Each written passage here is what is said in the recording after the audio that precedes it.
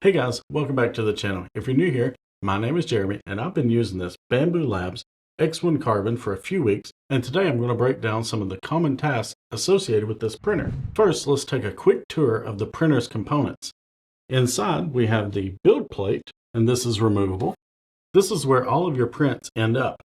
They will be attached to this build plate. I have the textured one, and basically when your print is complete, you just pull this plate out and take your print off of the plate. We also have the touchscreen interface where you can do basically anything you need to do with the printer. On top of the printer, we have the AMS. This allows us to print with 4 different colors in the same print. The way this works is it feeds the filament down to the printer and it prints inside the container. On the back of the printer, we have the main power switch and the poop chute, which is the waste collection. An easy way to explain this is when the printer changes from one color to another, it will clean out the nozzle head and it just sends it out this little chute. Right now, it currently just lands on the ground, but sometime in the near future, I'm planning to create a waste bin for the printer. Now let me quickly go over the Bambu Labs phone app. Inside the app, we have models, devices, which is the printer that I've got my phone app paired to. Here we can see the last print, and I can click on the play sign and see what's going on inside the printer at that moment. Think of it as like a webcam. Here we can see the colors that are in the AMS and some of the settings. You can also monitor print progress. Back on the Models tab, you can see various models that you can print. You can also find these on makerworld.com. We can also search for something. Here we can see things that are suggested. I'm just going to click on gift box, and I'll just click on the first one. And here we can see we've got this nice little gift box. We have comments, and if I want to, I can click on prepare to print. I see X1 Carbon is selected, and then the print profile that was by the designer, and then hit next. And now we can select the plate to print. So the way to think about this is this particular model has 11 plates that have to be printed to build that end product. We can see each one of those plates right here.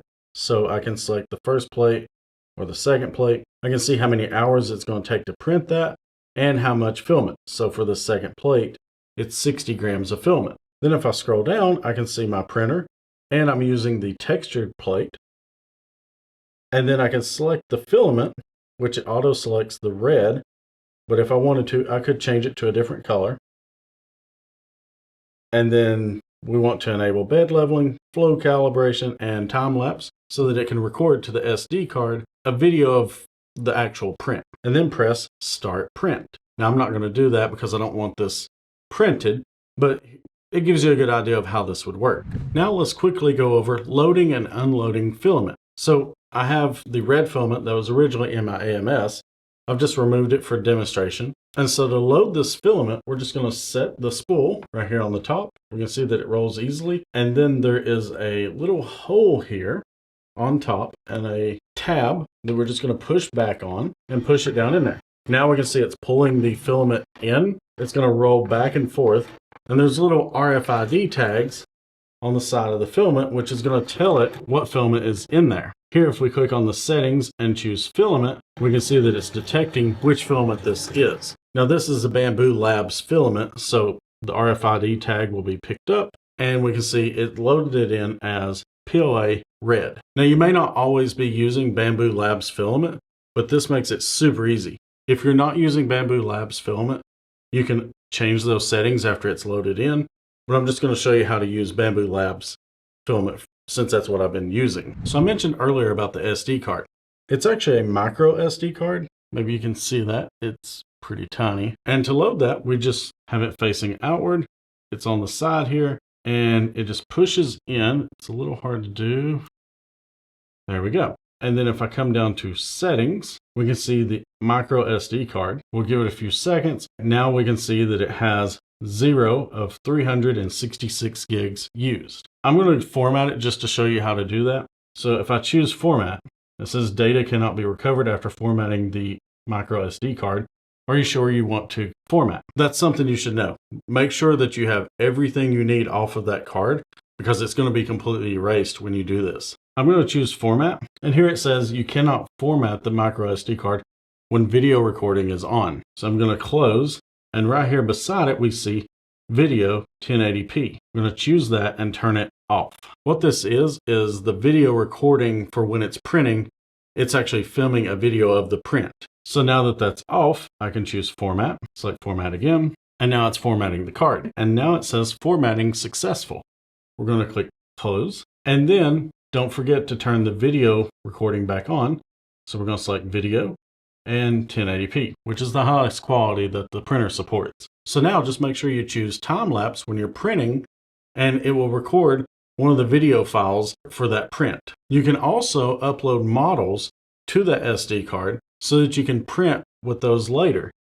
So if I choose the folder option, I have micro SD card, and this would have all the prints that are on that card. Right now we just formatted the card and there's nothing on it, but I'll show you how to do that later.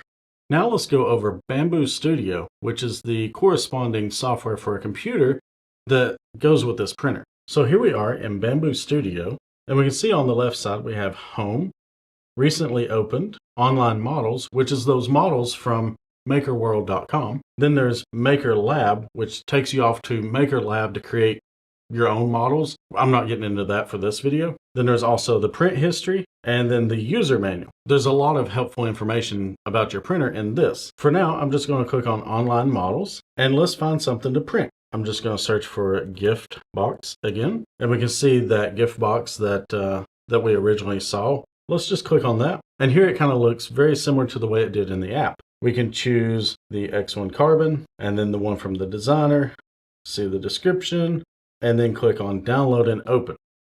And here we can see all of the plates associated with that gift box. We can click on each plate to select it. There's a lot of things inside of Bambu Studio, and I really don't fully understand it because I'm totally new to this. So I'm just going to kind of give you the few things that I've learned along the way to kind of get you started. So I'm just going to select the first plate, and then in the top right corner it has slice plate. We also have the drop down arrow, and we can say slice all of them. Slice all will tell the software to slice all 11 plates. And if you don't know what slicing is, it's really just kind of generating the code that needs to be sent to this printer so that it can actually do the printing. So you basically always have to slice your 3D models in order for your 3D printer to print them. Think of it as the instructions on how to print it. So in this case, I'm just going to choose the first plate and choose slice plate. Here we can see it's slicing that plate and generating everything. And now when it's all done, we can see that the total time is 9 hours and 24 minutes for that print, and it's going to use 270 grams. We can lower down the layers by dragging this, and see on the left side, let me zoom in so you can see that better. You can see it building with each layer. So we can see layer 334, the model is going to look like about there. And then I'm just going to be honest, I don't know what the rest of this really truly means. And I hope sometime in the near future I can learn all about this and then make a video on that showing you how it works. But for now, we can just come up and choose print plate. And here we can see it's auto-populated with the red, but we can change that color. I always just leave all this on, and then we can hit send, which is going to send it to the printer, and the printer will start printing that model. Here I'm just going to exit out and show you another thing that I didn't see listed anywhere. If you hit the drop down, you can choose send instead of print plate. Then click on send. We see this little pop-up and it says send to printer. We'll choose send. So we'll just give it a second here to finish up. And now that that's complete, if we come back to the printer and click on the little folder icon and choose micro SD card, we can see that model that we sent to the printer listed there. This was really handy when I had models that I wanted to print multiple of, and I didn't want to have to open up my computer or phone to send the model to the printer over and over. You just load it to the SD card, and then I could just come in here and print it, and print as many as I want, and it's just living on that SD card. So that is definitely a pro tip. If you are planning on printing a model a lot of, or just want to save it for later, send it to the SD card. Just let it stay there. And now back in Bambu Studio, if I come back to prepare, we can see the 11 plates and change this drop down to slice all. And again, what this does, it just slices all 11 plates. So let's do that. This will take just a second. We can see we're slicing plate 2, plate 3, 4, and so forth. And depending on your computer's hardware, this may or may not take a long time. It's been pretty quick on my MacBook, but I don't really have any idea how long it would take on another computer. And now all of the slicing is complete for this gift box. And I can come to this other drop down and then select send all and send. And what this does is send all 11 plates to the micro SD card on the printer. So we'll just let that finish up. Okay, now that that's complete, if we come back, we can now see that we have 2 of the gift box on there. The first one says 1 day and 22 hours, and the second one is 9 hours. So we know the first one is all 11 plates. If I choose that, we can see the little arrow on the right side. We can shift through all of the plates and choose the plate that we want to print in that moment. That is the next tip. Make sure you just send all of the plates to the printer, and then you can just print all of them without having to go and slice each individual plate. And then the last thing that I wanted to go over is filament usage.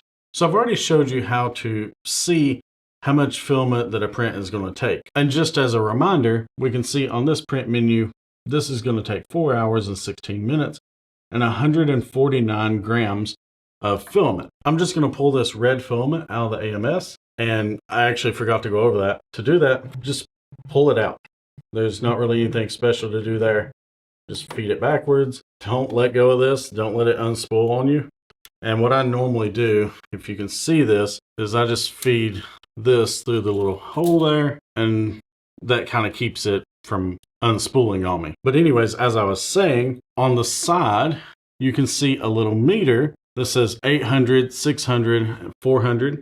But if you look, we can see that this red is at a certain level on the spool. And so here we can see that I've got just over 800 grams of filament on the spool. This spool originally came with 1,000 grams, and I have just over 800 grams left. So I can quickly do the math of, I'm going to use 149 grams or 150 grams for this print, and I can see that I've got enough on the spool to print it. That was something else I didn't see other people talking about. And that's pretty much it for this video.